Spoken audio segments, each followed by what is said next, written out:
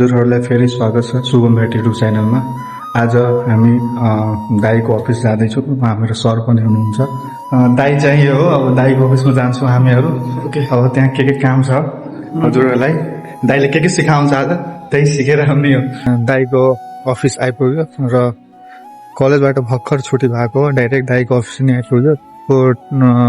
दाईको त अफिस होइन, दाई यहाँ मेन डाक्टरहरू बस्छ, ठुलो शाखा हो यो खैरनी नगरपालिकाको।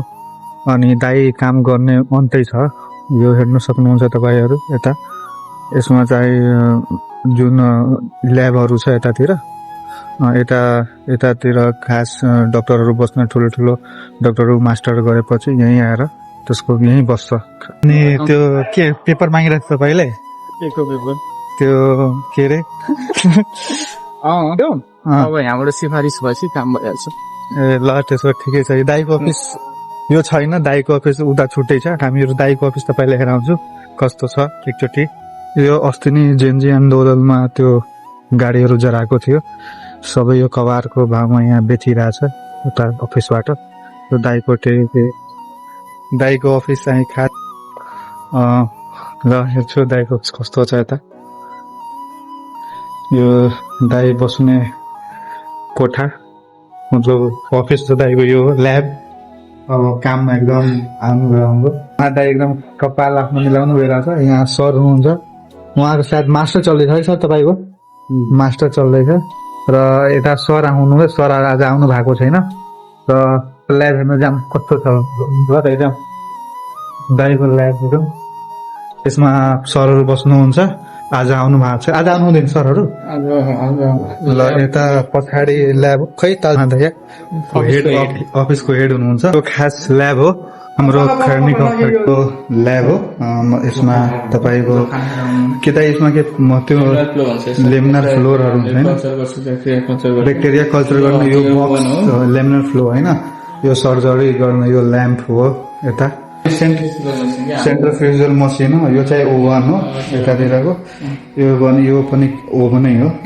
यसलाई के भन्छ त? यो के हो? यो पनि एक प्रकारको अटोक्लेभै हो, वाटर बाथ हो। औषधि हाल्ने फ्रिज हो यतातिरको खैरनी गाउँपालिकाको। हाम्रो हिरो हुनुहुन्छ नि दाइ त, यहाँ गोबर परीक्षण गर्नु भइरहेछ। अङ्कल, यो गाईको हो कि भैँसीको गोबर हो? गाईको। तपाईँहरूलाई यहाँबाट कतिको सेवा मिलिरहेछ? यहाँबाट म अस्ति नै कुरा कि पहिले यही गाईलाई हजुर धेरै अगाडि हजुर त्यतिखेर चाहिँ जू अब देखेको थियो। हजुर देखेर नदिएर यहाँ उनीहरू खुवाइदिएको राम्रै भयो। अब त्यसपछि आउनु भएको छैन? त्यसपछि हजुर। तर सेवा चाहिँ अरू सरहरूले कस्तो मतलब ट्रिट गर्छ किसानहरूले यहाँ आएपछि? राम्रो गर्छ नि कि कस्तो? यहाँ राम्रै हुन्छ, राम्रो राम्रै हुन्छ। ल, कास्टेसनको लागि एउटा बाख्राहरू आएको छ, तपाईँहरू म हेराउँछु। कास्टेसनको लागि आएको छ। एकछिनमा दाई नत्र कोही डक्टर, सिनियर डक्टर गर्छ, हामीलाई त दिँदैन गर्नको लागि। भ्याक्सिन लगाउन जाँदैछ ऊ भाइ।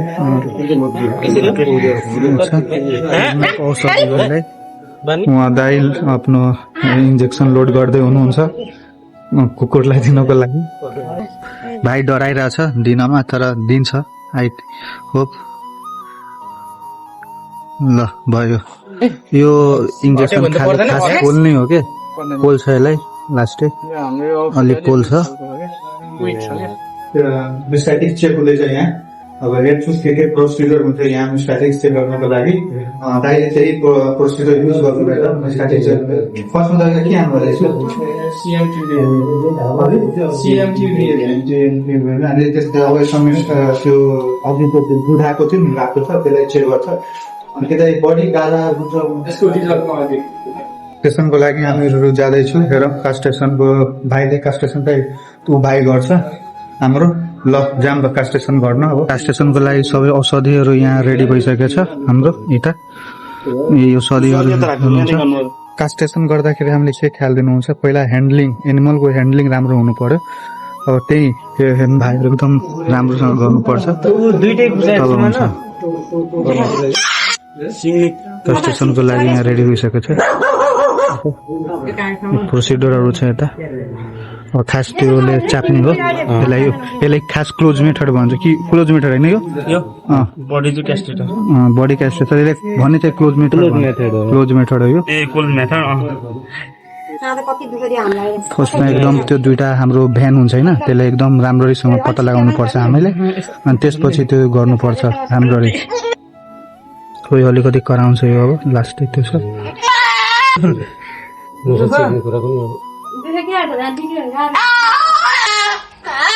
सेपमा पाल्नुपर्छ 3 महिना भन्दा धेरै 3 महिना बढी भइसक्यो लोकल खसी हो आजको यो ब्लग अब यहीँ समाप्त हुन्छ ल अब नेक्स्ट ब्लग अब रामपुरतिर भिजिट गर्छु ल